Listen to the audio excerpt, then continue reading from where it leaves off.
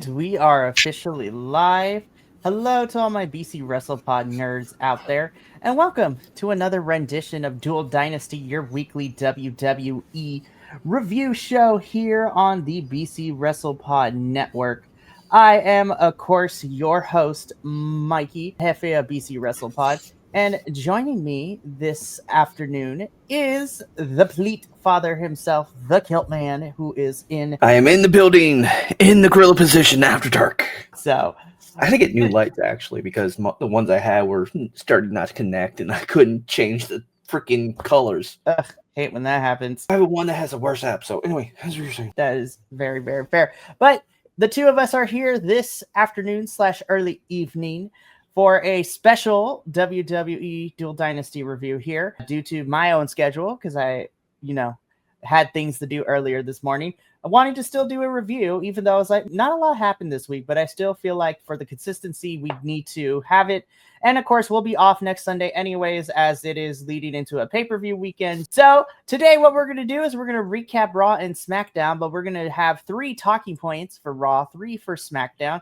And then we're going to go over some news that happened this week with WWE, specifically on the no longer being with WWE and leaving the company, as well as the big announcement that had the internet in flames for 48 hours and is still going. So we won't talk about that now that we've kind of settled with our initial knee-jerk reactions, and we're going to discuss that. But we're also going to be doing our picks for WrestlePalooza today, as we won't be able to do so because the pay-per-view is this upcoming Saturday on the 20th. So yeah, let's just get started. So we are going to kick things off with Monday Night Raw, and we have 3 talking points that we're going to talk about. We're going to go in the order that I have them in my notes because, yeah, Raw was just okay this week. I'm not going to lie. I mean, the biggest thing was AJ Lee and CM Punk standoff, and then there was like a couple here and there's, and that's really it. Yeah, so we're going to get into all of that. And then SmackDown was a mess this week. I'm not going to lie.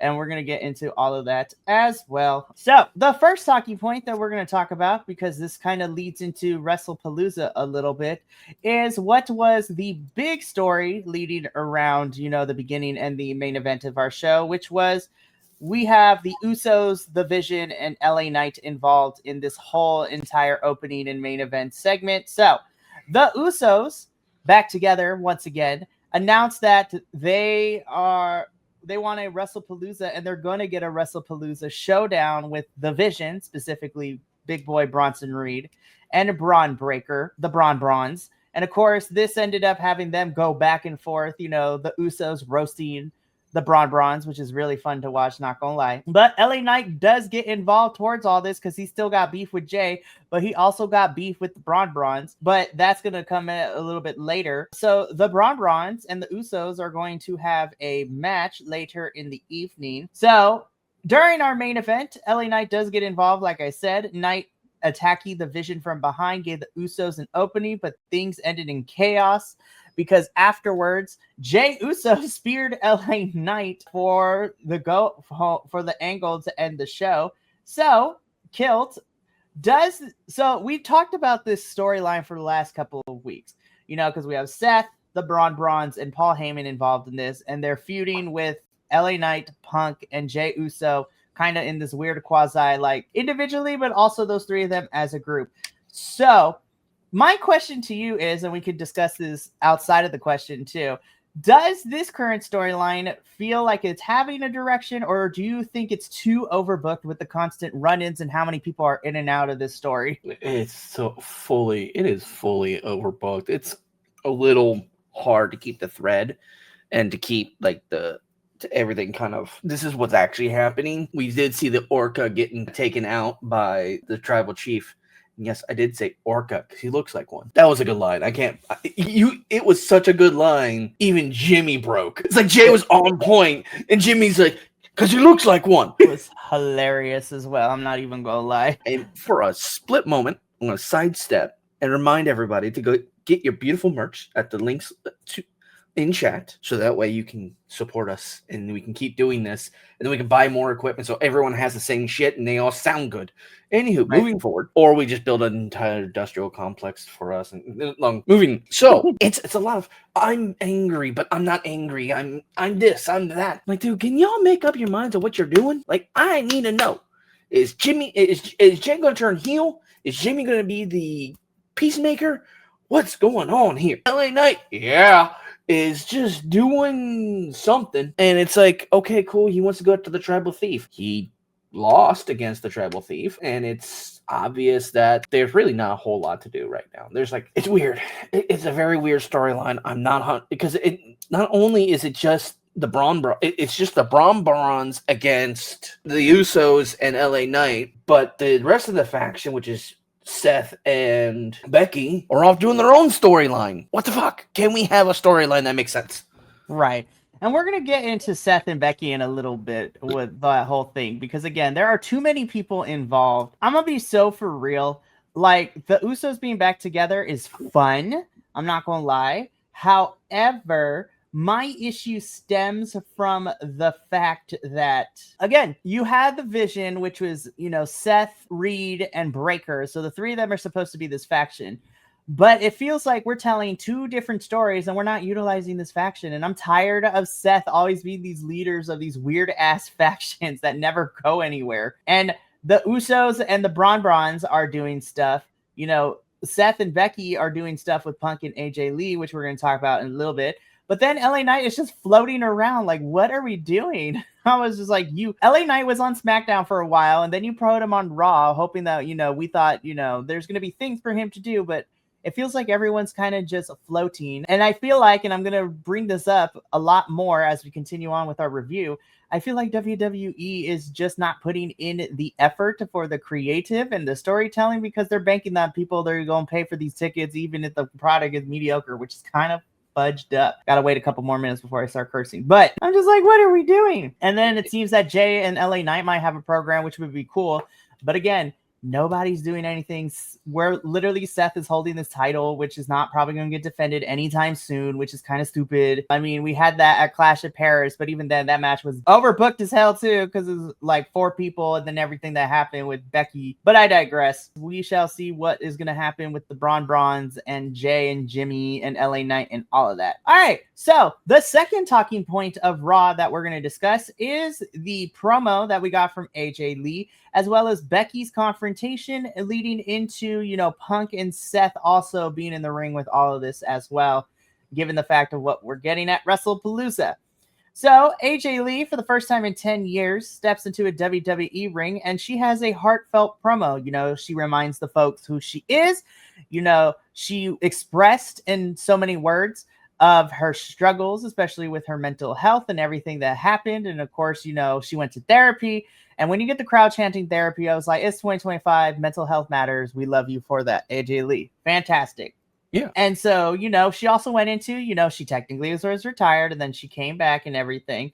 But then she was interrupted by Becky, who fired back with her own fiery promo and a little bit of a black eye. A little bit. Becky out here looking like a Pokemon starter, which was great. Oh my God, she did. She looked like that. Oh, there's what to put this. Sorry, I was looking for a set of headphones, and I happened to spot them as I was moving stuff around on my desk. Anywho, yeah, she flat out looks like that. What was it? That's just completely different. But yeah, she looks like one of those fire starters, like third evolutions. For real, she looked like a Charizard. No, you know what? She looked like a Blaziken. That's what it was. That's what it was. Blaziken. Becky Lynch out here looking like Blaziken, and it was so good.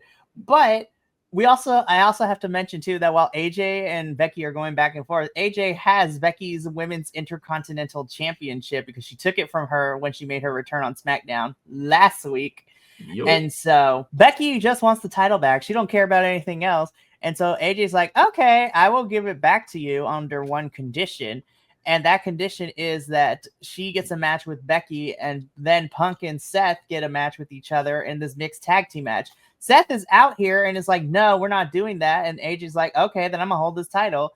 And so then Becky accepts so she could get the title back. So then we have AJ Lee and CM Punk in the ring having a stare down with Seth and Becky. And at WrestlePalooza, we are getting this mixed tag team match of AJ and Punk versus Becky and Seth. So, Kilt, here is the second talking point question that we can discuss. Now, granted, this is only the second week that AJ has been brought back, but do you think this was the best story to bring AJ Lee back, or does this overshadow what we've been doing with Becky, which, even though it's not a lot, she has been putting on bangers, though, with Lyra and Bayley. So how do you feel about it? I think this is a good escalation. This is a very good opportunity to bring back a legend, and the legend being obviously AJ Lee, who looks phenomenal. That woman looks amazing. That's the only reason I'm excited for WrestlePalooza. It's probably the only match I'm gonna watch. Like actually watch, not just kind of like. The mixed tag's gonna be fun, but I also want to give it. I'm the same way, but I'm looking forward to the most Stephanie and Io, though. That match I'm also looking forward to. Yeah, I just realized why Stephanie Vaquer wasn't on Friday, and it's because Stephanie was on NXT. Definitely. She probably didn't get a chance to get back to wherever the heck she was going. Very fair. So, but I 100% agree. It's funny because while the Brawns are feuding with LA Knight and the Usos right now, Seth and Becky are getting this. Now, granted, of course, Seth and Becky have been on the main roster for a lot longer, and so this is like a big time story. My issue, though, is that the group is supposed to be doing stuff like, again, on the one hand, I'm kind of glad we're not going the same route where we're trying to get the tag titles for the Brawns, so that way we can get tag titles and main men's title for this group to hold championships. However, I'm going to be so honest with you, Kilt. I am ready for Seth and Punk to take a break from each other, because it seems we've been going on for like, we were feuding for a little bit, and then we had to stop because Punk got hurt, and so he was out for a while. And then when he came back, we went back to him feuding with Seth. You know, he got Punk won at SummerSlam, and then Seth took it from him, and so now they're feuding. What I'm hoping is that we're going to get into predictions, but I believe that Punk and AJ win here. And then I think we should get one more match between Seth and Punk, and loser goes to SmackDown, because I think Punk needs to move. I think send Punk to SmackDown. He can do stuff over there for a little bit, but keep Punk and Seth separated, because I'm tired of this feud that's been going on for a year and a half, and there's been no real development. I kind of agree, but the only reason I say don't send Punk over to SmackDown is because AJ Lee's back. And I think the power couple will be great. It will be a great dynamic. Maybe move the Vision over to SmackDown. Which then complicates it, because then, you got to... Well, not really, because Cody Rhodes is gone filming, so our champion is filming Street Fighter right now, which we're going to talk about him in a little bit when we get to SmackDown. But again, I'm excited for this mixed tag team match at WrestlePalooza, but at the same time, it's weird how, again, Punk and AJ, Becky and Seth are getting a pretty good story, and then the Brawns and the Usos and LA Knight are getting like what's left, which is very unfortunate.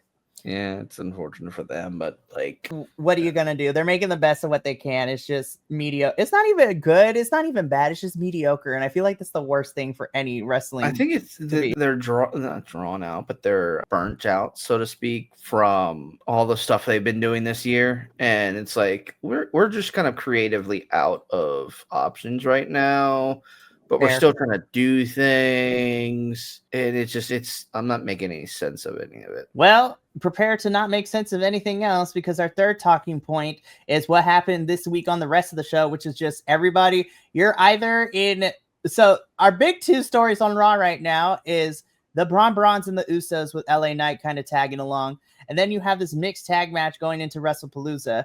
The rest of the show is nothing but stories that the creative gave up on, and now everybody else is in the mid card. So you have those two stories in the top card, and then everybody else is in the mid card, and it's just like getting the scraps. So we had a bunch of mid card feuds and matches that happened. Of course, some of the bigger stuff to happen this week is that Rusev beat Penta with some interference from, the New Day and Grayson Waller, which I was like, what are we doing with Penta? Why is he still stuck in this feud with the Morning Day and with Grayson Waller? I was like, what is happening?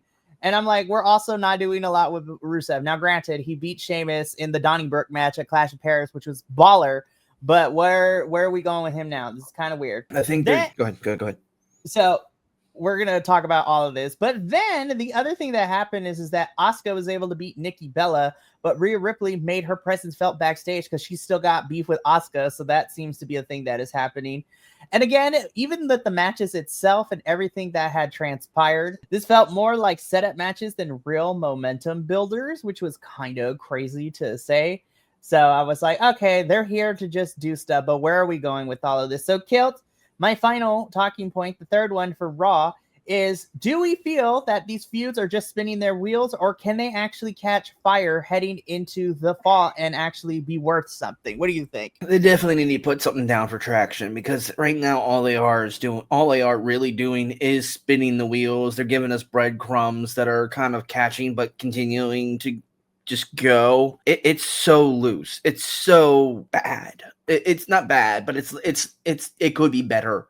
They could be doing something.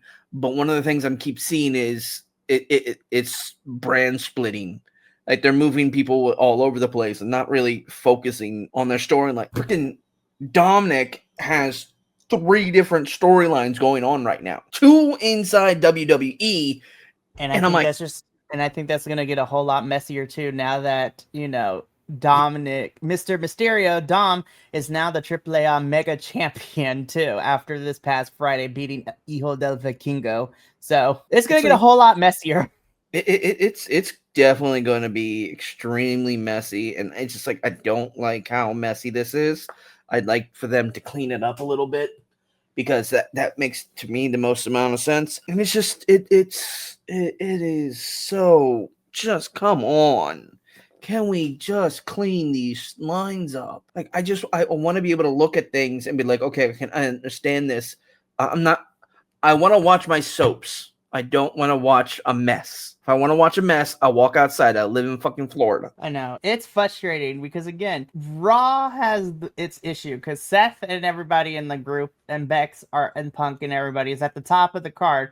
But then everybody else is in the mid card. There's nothing else. And I feel like you have a whole roster of people. Where are they? Like, this is crazy to me. I'm just like, this is getting out of hand. I don't know. This is probably why Andrade left. We're going to talk about leaving in a little bit when we get to our news section at the end. But yeah, I really hope. And again, whatever's going to happen with Stephanie and Io, I think Asuka's going to play a part in it. But then you have Kyrie and Rhea just running around as well. Like, what are we doing? Lyra losing to Raquel this week was also kind of crazy too. I was just like, Bailey's not here yet. So, I mean, I don't know what's going on. I honestly think that Raw is, and you know what? I have to quote another podcast host who says this: it feels like creative is literally doing their homework on the bus and then presenting it to us the day of the show. It's literally doing their homework on the bus, try to get it done, or half of it's correct, half of it is like, why did you even get that answer?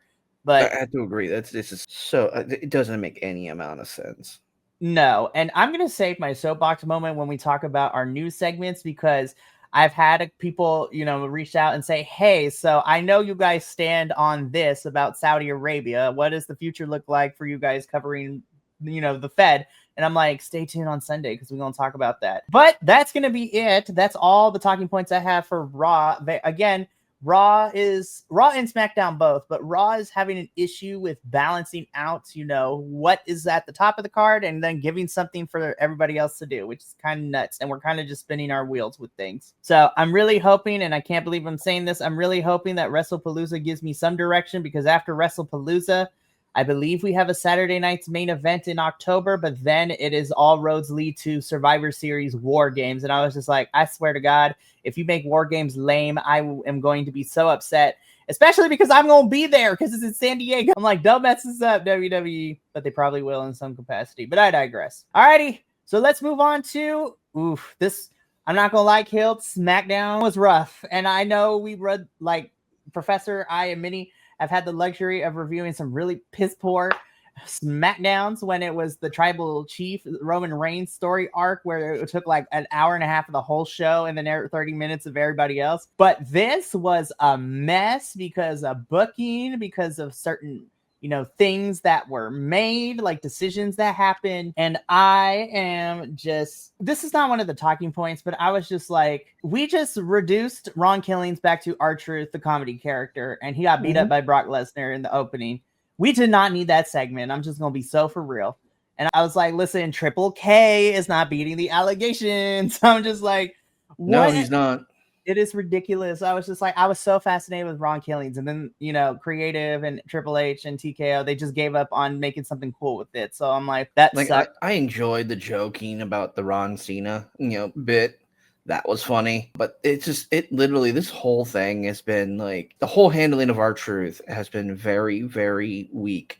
Now, Ron Killings has come out with a new album, which is actually really good. I'm going to plug that for a moment because I've been enjoying it this past week and a half, but Brock comes out to say shit, and I'm like, no one wants to hear you. No one cares that you're here. No one asked for you to come back. No, and then of course, thanks to Papa Oso Will for adding this, but to me, I was just like, it's his promo skills are god awful. That's the only reason why he had Paul Heyman the last time, because Paul Heyman can obviously cut a promo, but Brock can't say shit. Like, his lines were like, his whole promo was, "Who are you? What are you doing? Don't interrupt me." Blah, blah, blah, blah, blah, blah. Dude, shut the fuck up. Get the fuck away. Go back to whatever hole you crawled out from, you freaking Neanderthalic loser. Like, he started going into almost freaking Mike Tyson. "Hey, guys." It's like, fucking, I hated everything about that promo. It was terrible. It did not set the tone. It did set the tone for the entire SmackDown. It set the tone to make it went from yap down to crap down. It was really, really, the opening segment was bad. SmackDown was a mess with decisions. However, I do want to talk about one bright spot. At least personally, I found it as a bright spot. Let's talk about this United States title scene, because last week we already went over it. We were mad about how John Cena and Sami Zayn was interrupted by Brock Lesnar and that shenanigans. However, this week was the bright spot. So again, Sami Zayn is out here doing the open challenges, so to speak, for his United States Championship. So this is the second week he's doing it. And this week, he gives an opportunity to Rey Fenix, and oh my God, killed the best match of the whole entire WWE main roster product this past week. Rey Fenix versus Sami Zayn was really solid and really good. And I was just like, this is what just SmackDown needs to be. Just give me good matches. That's all I care about. Give me good matches. Like, that was the only good thing. Also, I said something hilarious. So Sami Zayn, of course, pertains against Rey Fenix, but it was a really strong match. And then later in the show, I got excited, but I'm also mad because I know where this is going. Carmelo Hayes secured a championship title match against Sami Zayn for the U.S. Championship next week, while Miz is mad at him for, wanting to go after that. And Melo's like, hey, man, you were a double champ. You were tag team and intercontinental at one point. I was just like, we could be tag team champions, and I could be United States champion. So I already know where this is going. Meanwhile, Solo Sikoa is also vowing revenge, but this promo from Solo I actually really like, because this is the NXT Solo Sikoa that I was introduced to. He's just gonna beat everybody up, which is cool. But I'm like, where are the MFTs? What happened? Like, they weren't in this promo. And then in the background of this whole entire thing, we got Shinsuke Nakamura just creeping everywhere too. So I'm just like, Sammy versus Shinsuke, I think, could be magic if they gave them time and stuff to do. But Kilt, SmackDown talking point number one. I can't believe I'm actually saying this right now, but do you think that the U.S. title is the most consistently booked belt right now across WWE, or nah? Which is crazy to say. Title, yes. The women's one later in a little bit. Yeah, it's the men's title has been like, it has been almost, it got rocky when Shinsuke had it. And then it started getting better after, and then just right now, it is almost fire. Now, granted, I don't like the fact that I no longer have our Samoan werewolf, whereas Jacob, like, I was gonna say, where is Jacob Fatu in this whole situation? It's insane. Like, I don't know what the hell's going on. They have so much locker room. What the hell are they doing? I don't know. But I love what Sammy's doing. His match with Ray. Why are you bleeping at me? You shouldn't be bleeping yet. Oh, it's you. I forget that. Even when I turn my phone on Do Not Disturb, my favorites still come through. That tells you how you are. But I thought about it. It's like, okay, this is great. I love this match. It's gonna get better from here. Not really. The rest of the night, literally, I spent SmackDown going, okay, click. Let me get to let me see if there's highlights that I feel like caring about. No, not really. Okay, cool. Okay, wait, hold on. I skipped the part. Let me go back a little bit. Oh, okay, cool. I literally caught like 2 seconds of the Solo Sikoa, and I'm like, I don't really care. Click. I literally sped run. I watch Raw longer than I watch SmackDown. That tells you how how big of a thing that was for me. SmackDown was a whole mess. Like, there's no denying it. Even Simon Miller had a beef with it, which is crazy because Simon Miller tries to be positive about everything. But even Simon Miller just had frustrations with this past SmackDown. It was really weird. Which, again, we're going to get into in a little bit because now we get into our second topic for SmackDown, which you brought up a little bit. We're going to talk about both women's titles because let's talk about this women's division because right now I don't know what we're doing. It is a whole mess. We are spinning our wheels. We are revisiting stuff and like, what are we happening? So this week on SmackDown, we had 2 women's matches, of course. We had Tiffany versus Jade for the Women's WWE Championship, which ended in a double countout after, Jade speared both her and Tiffany through the barricade. But also, Tiffany took a nasty looking bump on the floor, too. Disgusting. Like, her head I think that's why they counted out, because they saw that hit and they weren't trusting anything. And so they just decided to finish the count out, which would have been fine if that's where we left it as a double count out. I'd be like, oh, okay, I'm not really a big fan of that, but it is what it is. But it is everything that happened afterwards that irritated my soul, because then Nia Jax just comes in and wrecks both of them. I'm like, why? What are we doing? Why are we revisiting Tiffany and Nia and Jade? I think this was okay, I can understand what they're trying to go through, but with that nasty hit and then the count out, even if it was planned to be that way, I don't think Tiffany over rotated, but like she hit hard and you could see her head bounce, and not in a good way. Like that was, and I'm like, ooh, I was surprised she was conscious. That's how hard that was. It was crazy. I'm concerned with Tiffany. I should also mention though that SmackDown, we had our NXT commentary team the whole night too. I was just not the whole. Well, yeah, it was kind of. I think Vic's on NXT. I always forget, but Vic and Booker almost beat Vic. He's like, Vic, you're about to get your ass handed. You better keep that off. Vic, you tried your best. Booker is Booker at this point, but again, so that was with Tiffany and Jade, because then Nia comes out and beats them up both, and it seems like we're revisiting this feud, which I thought we were done with, but apparently WWE is not. But then on the other side, we get into the Women's United States Championship picture scene. Even though it wasn't for a title match, Julia was supposed to be going up against B-Fab. But we didn't even get a match because Julia and B-Fab Julia and Kiana James beat up on B-Fab, which then sends Michin out with a kendo stick for the save, and then Julia makes a run for it. So I'm just like, so are we actually just going to get a match? And, why are we not letting Julia defend this title? Like, not every heel needs to be a chicken shit heel. I'm just saying that. Julia, we know Julia can kick major ass. Why are you not letting her kick major ass in this mid-card women's title scene?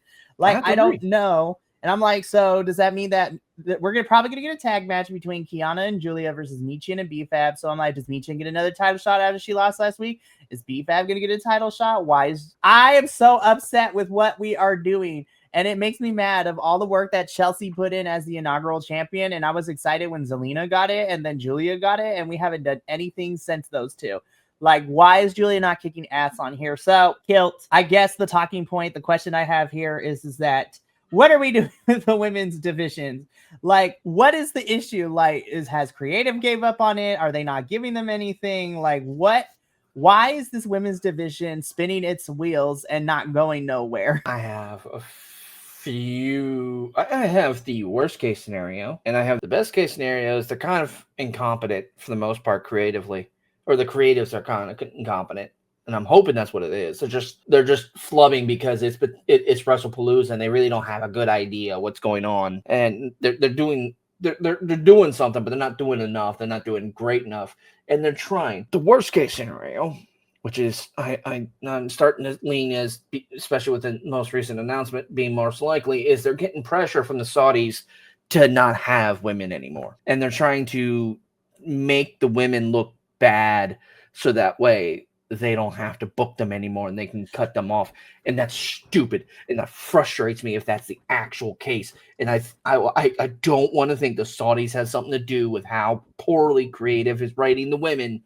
I really don't, but I have a feeling that's what's happening, and I'm not happy about it. It is bizarre to me that again, and it's, you know, it's crazy because technically it's the same umbrella of people, but how is it, and again, it's not fair, but at the same time I was like, how is it that NXT does such a better job of their whole roster period, even though I have issues with some things, but like they utilize their women so much more better than Raw and SmackDown do right now. And I'm just like, what is happening right now? I don't understand. It's so frustrating, especially because like Tiffany's whole title reign, and even more specifically, everything post WrestleMania has been for her. Like she hasn't done anything.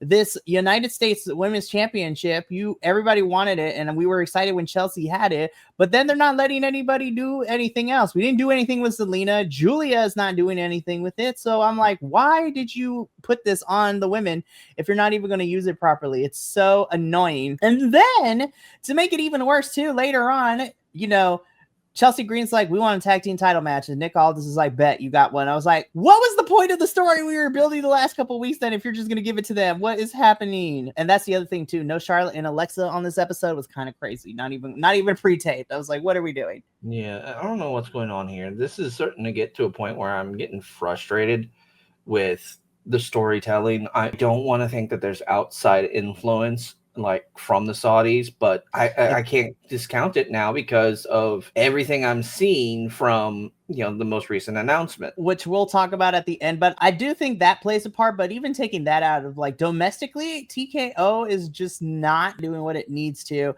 Triple H is not doing what he needs to. Like, I don't understand what we are doing. It is ridiculous and it frustrates me. So I need the women's division, whoever it needs to be, the writing team, because it's not the talent's fault, because they're just doing what they're being told. But I need the writing team. I need the bookers. I need everybody else to get it together backstage, because this women's division on SmackDown is not clicking and not hitting. And it's frustrating because we got so many talented women on this roster and we're not doing crap with them, which also leads me into kind of something similar, but in the men's division. So let's talk about our main event where we got Drew McIntyre versus Randall Keith Orton. Fun match. Loved it.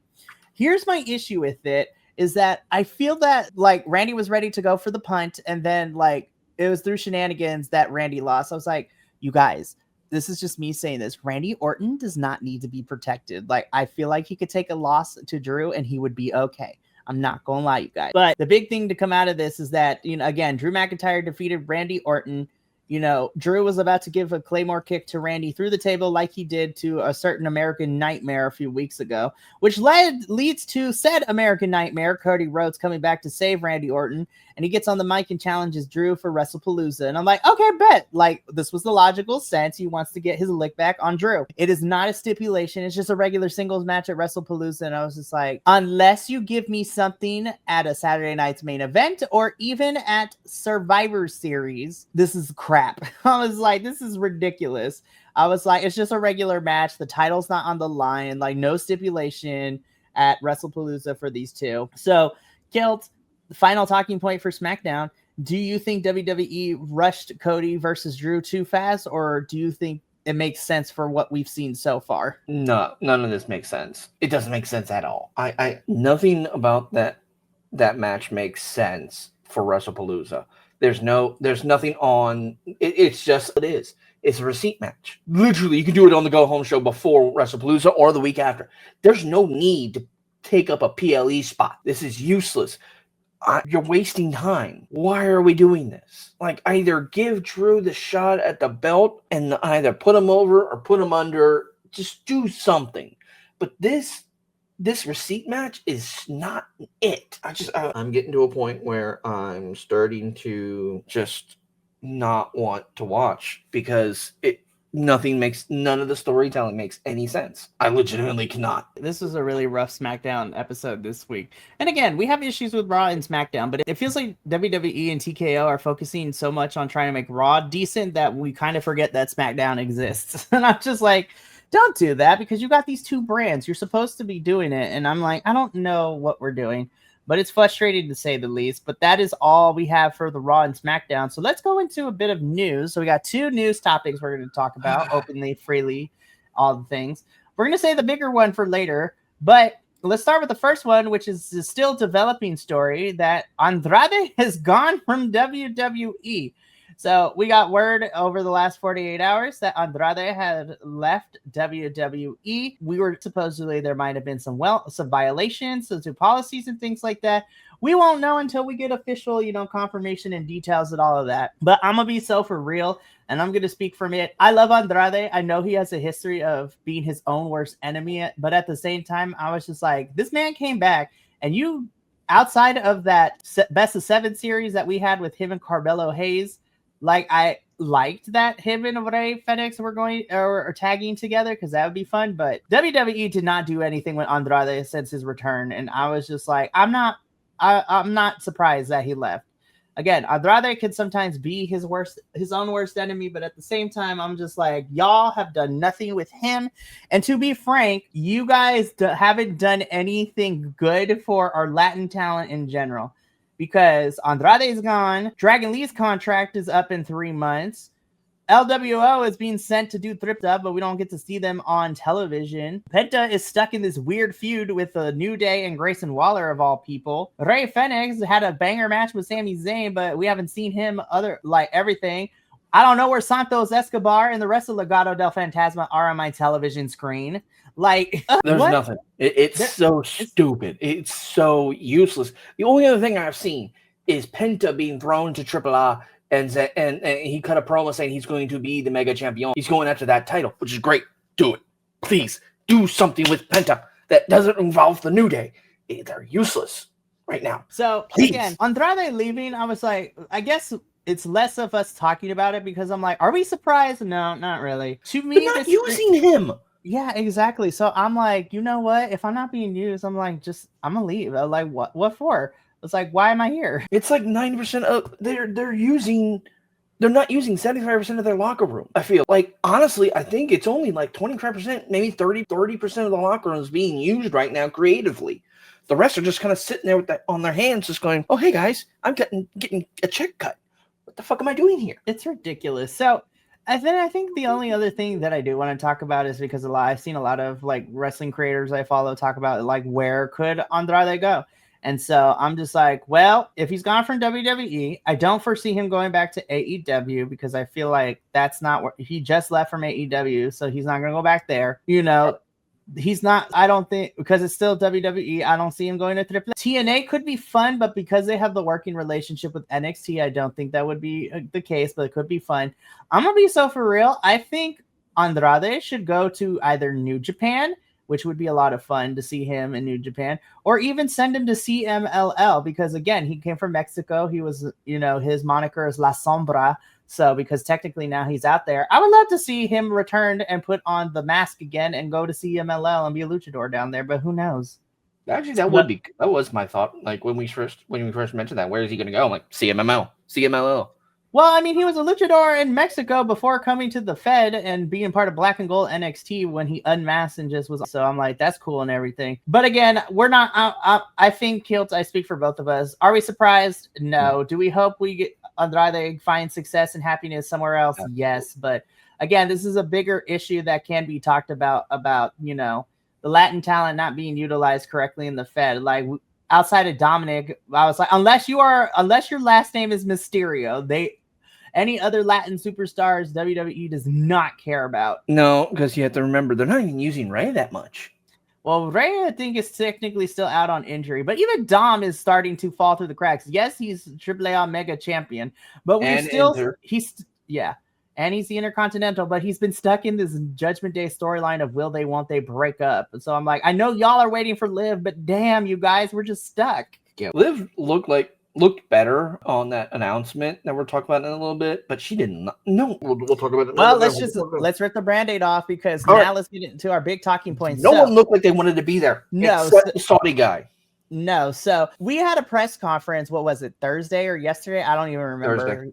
Thursday. So Thursday, we get a press conference that WWE is having. And so I checked in with it at the end of the day because, I work and I teach. But at the same time, we learned that in 2027, WrestleMania 43 will be coming from Riyadh, Saudi Arabia.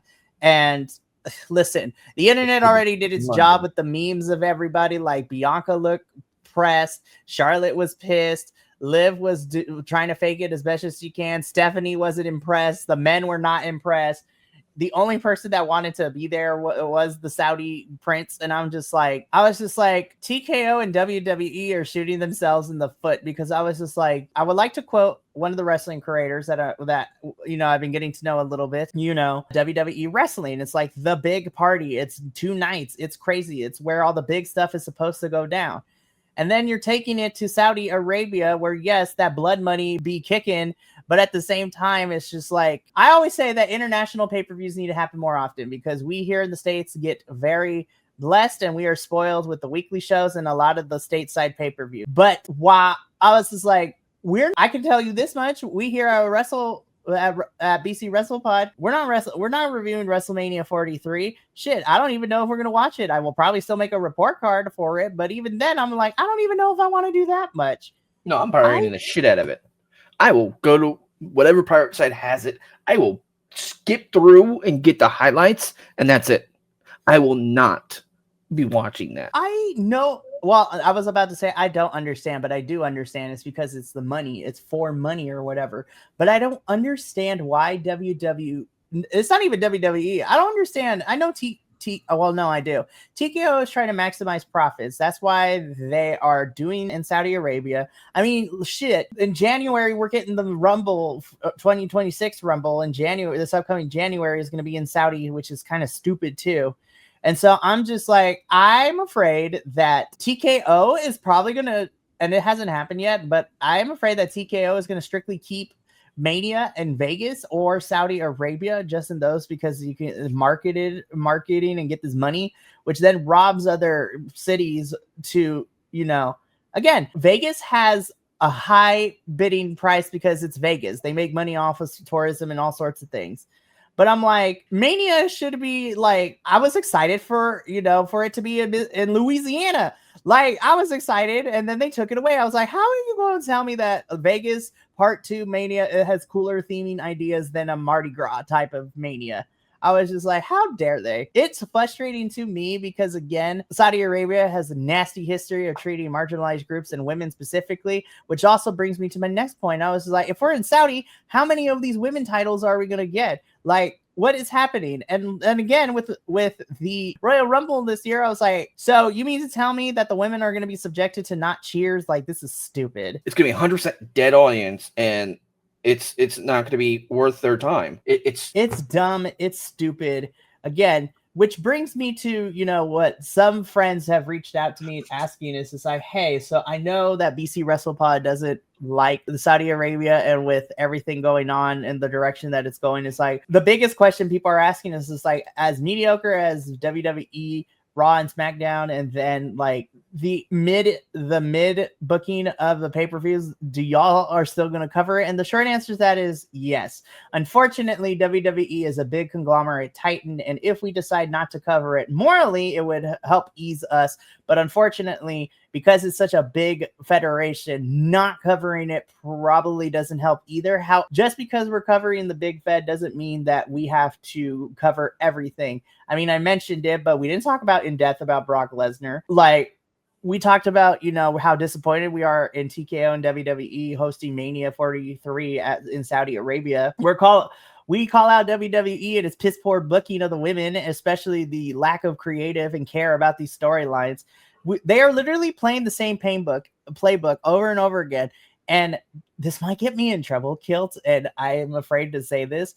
As shitty as Vince McMahon is as a person, is as a person, and still is, I don't think Vince would have been this crazy. And then to come to find out that even with Vince's weird ass booking, he purposely wanted to keep these ticket prices down because he wanted families to be able to come. TKO is increasing. How do you mean to tell me that the nosebleeds for a weekly show are now like $300, $400? I'm like, what the fuck are we doing? And the sad part is that they're going to start charging for NXT. Yeah. If they start charging for NXT, outside of the pay-per-views, I should say, because yes, you should charge for the NXT pay-per-views, but going to the weekly shows, I was just like, if you start charging for that shit, that's crazy to me. I don't understand. I have to bring in Nick real quick. Hi, Nick. Happy to have you here. We just got done talking about WWE's decision to have Mania 43 in Saudi and just, talking about if the BC WrestlePod crew is still going to be covering WWE for the foreseeable future. And the short answer to that is yes, but we're still going to call them out on the bullshit. So WWE pissed me off this week. Thank God for everything else that I watch and cover, even TNA, who has its glaring issues right now. It's crazy. Yeah, that I literally just said that, Nick. Kilt literally just said it before you came and commented. It's just like, I swear to God, if they start charging for NXT, I'm going to be so pissed. I'm going to be pissed because that's my look. That's what I do what I look forward to on Tuesdays. Go to NXT, goof off, hang out, holler at my buddy Mike Rome, who also does Twitch, and he's cool.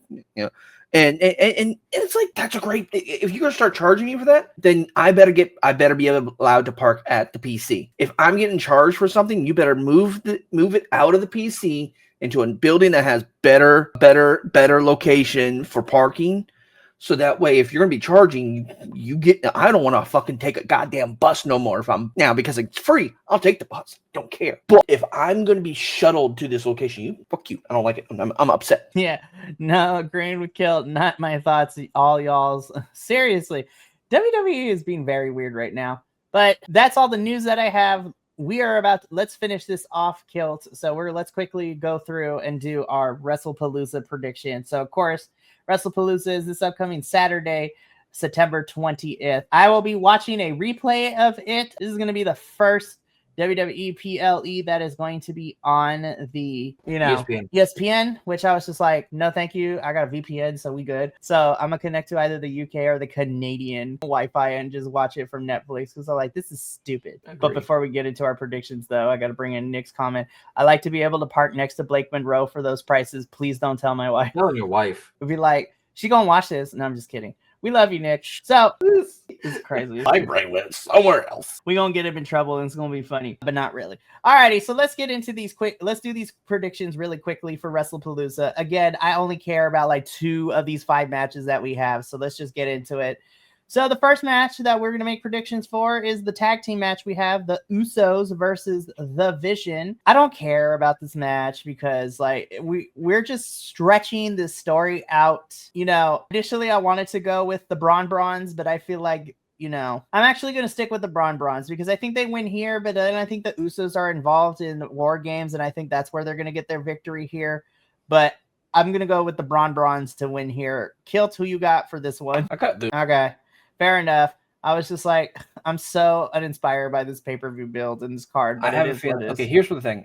It's going to be the Usos, and then they're going to fight each other because of LNA's going to try and interfere, and Jimmy's going to try and keep the peace, and then he's going to get a super kick to the jaw because Jay's going to start his heel turn and take it out on everybody else. Anyway. Next. Very, very fair. Alrighty, Nick. If you just need the headlines of the last names in this match, it sounds like a caveman speaking. Uso Breaker Reed. Oh my goodness. So next up, we have, of course, I don't want to spend a lot of time talking about it, but we only got a few dates. Yeah, I have Cena. That's all I have to. I got Cena. Next. Cody. Next. I have Drew only because this is not a title match, and I think I don't know. We'll see. Actually, no. I changed my mind. I think I am going to go with Cody here because Cody is super Cody, so he don't lose. All right, now let's talk about the 2 matches I do actually care about. The first one being for the vacant women's championship, Io Sky versus Stephanie Vaquette. This one's tough because I like both of them. I'm picking Stephanie because Stephanie's my girl, but also I do not want to see another Io Sky championship reign because the last one we got with her, WWE only let her defend that thing 3 times. They disrespected the shit out of her. They did. She only defended that title 3 times. And again, that's not her fault. That's booking's fault. Yep. And I feel like the title does not need to be there for Asuka to actually, no, I'm thinking about it. I'm going to still go with Stephanie because I love Io to death. I really, really do. But I think Asuka and Io does not need to have the championship. But Stephanie versus Asuka could be great. And just, I would like to see Stephanie win this title because then it'd give us fresh feuds and fresh matches. But, so I got Stephanie with this one. I have Stephanie as well because I want Stephanie, because Stephanie has been performing well and I think she deserves this platform. Not saying that Io does not. I feel that they really underutilized Io in her last reign, but I want to have this feud between Io and Asuka escalate because I have a feeling that Asuka's going to interfere with the match and thus either causing a DQ for Io or causing Io to lose the match because of the interference, and then that's going to continue the storyline of the feud, and I love it. Very fair. Nick disagrees with us. He says that Io needs to win more storylines. He will expand later this week on his Friday show, which I will try to make it in. It's been a very chaotic couple of weeks now that I'm back as teaching full time, but I'm going to try to pop in. And the rest of the UBC WrestlePod boys, make sure you throw into the chat a hi to Nick and Nikki because they are great. We love them. Yes, we love them. So finally, let's get into what I'm hoping is main eventing, which would be a lot of fun, which is our mixed tag team match. This is Seth Rollins and Becky Lynch versus CM Punk and AJ Lee. I am going to pick CM Punk and AJ Lee because, again, no titles are on the line. I know Seth and Bex are like your top of the card people, but I feel like Punk and AJ can win here, which leads to Punk wanting a match with Seth. And a loser leaves Raw match would be fun. So I'm going to go with Punk and AJ, especially with how much momentum Lee is getting with all of this. I feel like Lee winning here would be fun, which also sets up Punk versus Seth and AJ versus Bex, which would be a lot of fun too. I fully agree. Same spot. Cool. So that is all our predictions for WrestlePalooza, which will be taking place this Saturday, which is technically on the same day, but not going head to head because AEW decided to move All Out Toronto to start earlier in the day, which I'm thankful for. I 100% with AJ Lee signing a multi-year deal, Nick, there's so many fun matches to be had down the line with not just the women on the main roster, but can you imagine AJ Lee versus some of the... Listen, I don't know why, but like if AJ were to go and face some of the women in NXT, Sol Ruka versus AJ Lee would slap so hard, not even gonna lie. I would be here for Sol Ruka versus AJ, Zarya versus AJ, Jordan Grace versus AJ, Blake Monroe versus AJ versus everybody at this point. She's great. But that's going to be it for us here at Dual Dynasty. You know what? I'm proud of us in our little new format and change format that we did today. We still were able to get a pretty good, decent chunk review and talking out of the way. But before we sign off for the evening, let us take a look at what is going down this week here at BC WrestlePod. So let me just get this up real quick. Mikey Palooza. That would be hilarious.